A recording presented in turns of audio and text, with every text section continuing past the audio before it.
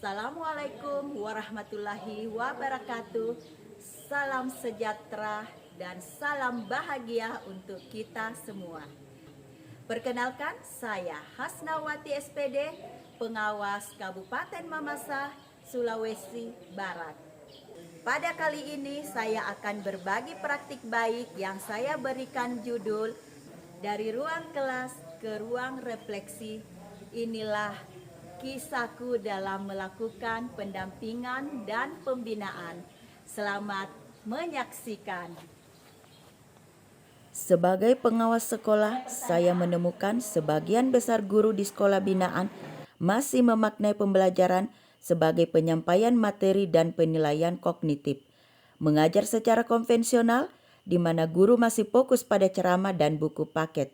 Di sisi lain, kepala sekolah cenderung menunggu arahan pengawas, bukan berinisiatif melakukan inovasi pembelajaran. Hal ini dapat menimbulkan murid bersekolah tetapi tidak belajar. Dari sinilah saya melakukan pendampingan dengan judul Dari Ruang Kelas ke Ruang Refleksi, bagaimana membangun ekosistem budaya belajar bersama antar warga sekolah untuk menghadirkan pembelajaran mendalam bagi murid. Tantangan yang saya hadapi, jumlah sekolah binaan yang cukup banyak yang terdapat di Kecamatan Buntu Malangka dan Balla berjumlah 25 sekolah. Ada yang jaraknya kurang lebih 75 km dari tempat tinggal saya. Kondisi jalan yang tidak layak dan sulit diakses membuat saya harus mengeluarkan usaha lebih besar hanya untuk mencapai sekolah binaan.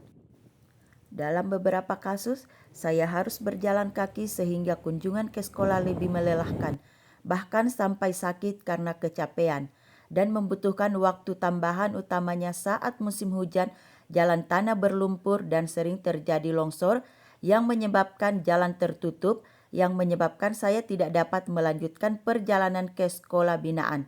Bahkan berapa kali saya mengalami kecelakaan dalam perjalanan saat melakukan kunjungan ke sekolah binaan. Tantangan selanjutnya, guru yang nyaman dengan metode mengajar secara konvensional yang berorientasi pada penyampaian materi dan hasil ujian, murid tidak aktif dalam proses pembelajaran. Guru dan kepala sekolah belum terbiasa dengan budaya kolaboratif dan refleksi. Keterbatasan fasilitas seperti ruang kelas yang sempit dan media belajar yang terbatas. Solusi yang saya tempuh diantaranya memfasilitasi pembentukan kelompok belajar MKKS dan KKS di wilayah dampingan, menggunakan ojek lokal sebagai sarana transportasi saya agar lebih efektif dapat menjangkau sekolah binaan yang akses jalannya sulit dilalui kendaraan roda 4 dan lebih cepat sampai di sekolah binaan. Memotivasi guru agar mengubah metode mengajarnya, melakukan sosialisasi tentang pentingnya budaya kolaborasi dan refleksi untuk memperbaiki penerapan pembelajaran di kelas, mendorong kepala sekolah agar menyiapkan sarana dan prasarana yang dapat mendukung proses pembelajaran di kelas maupun di luar kelas. Aksi dari ruang kelas ke ruang guru melalui pendekatan inquiry kolaboratif yang dilakukan secara sistematis, diawali dengan melakukan penilaian, perencanaan, pelaksanaan sampai evaluasi, refleksi dan perubahan berdasarkan data dan bukti nyata. Tahap penilaian. Pada tahap ini saya melakukan analisis rapor pendidikan sekolah binaan sebagai data primer dan ditemukan rata-rata sekolah binaan memiliki rapor pendidikan yang masih rendah, utamanya pada literasi dan numerasi. Untuk data sekunder, saya melakukan wawancara dengan kepala sekolah dan guru mengenai bagaimana pengimplementasian pembelajaran mendalam, serta hasil pengamatan kelas yang saya lakukan. Dapat disimpulkan bahwa rata-rata di sekolah binaan belum maksimal dalam pengimplementasian pembelajaran mendalam. Tahap perencanaan. Pada tahap ini ditetapkanlah pendampingan yang akan dilakukan oleh saya setelah berdiskusi bersama kepala sekolah dan guru.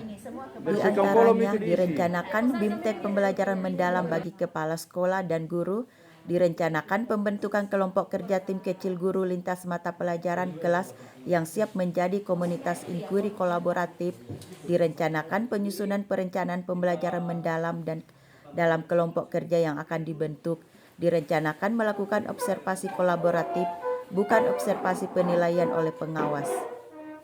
Tahap implementasi. Pada tahap ini, keseluruhan dari rencana yang telah disepakati bersama kepala sekolah dan guru dilaksanakan.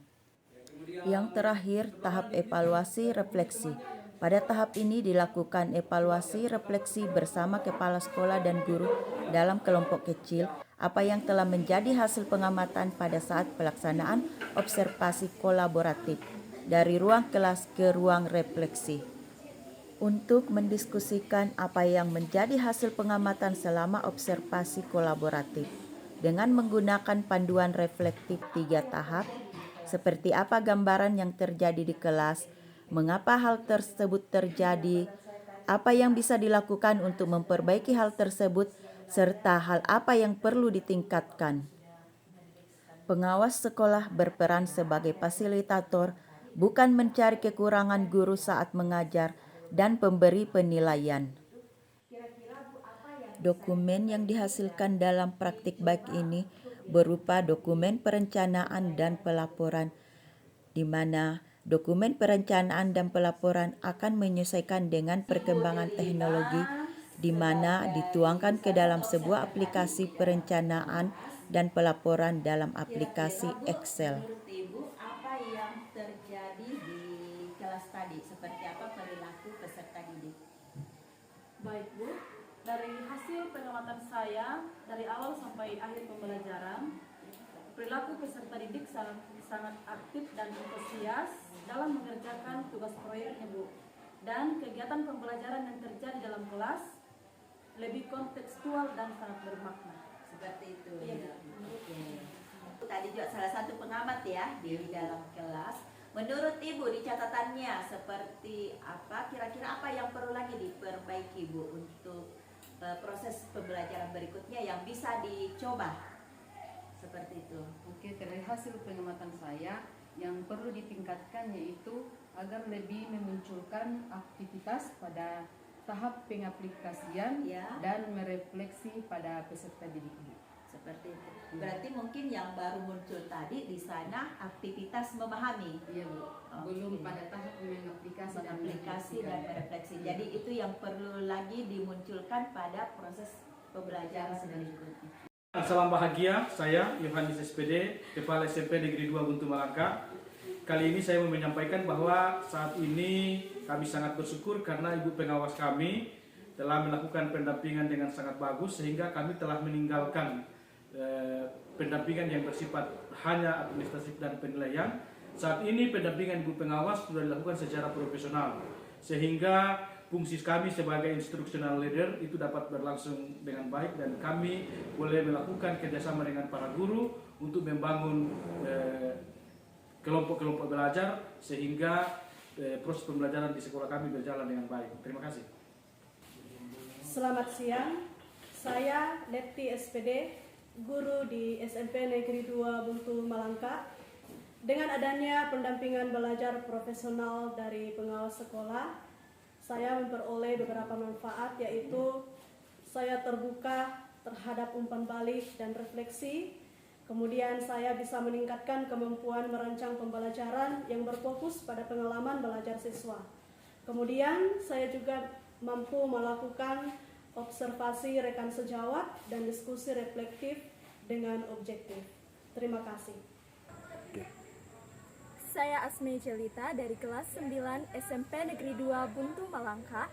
Saya menyatakan bahwa saya sebagai salah seorang pelajar di SMP Negeri 2 Buntu Malangka merasa sangat senang dengan proses pembelajaran yang ada di sekolah kami, di mana kami dapat bertanya, aktif berpendapat, dan merefleksikan pembelajaran. Sekian. Demikianlah praktik baik dari saya. Semoga ini bisa bermanfaat bagi rekan-rekan pengawas yang lainnya. Assalamualaikum warahmatullahi wabarakatuh. Salam dan bahagia untuk kita semua.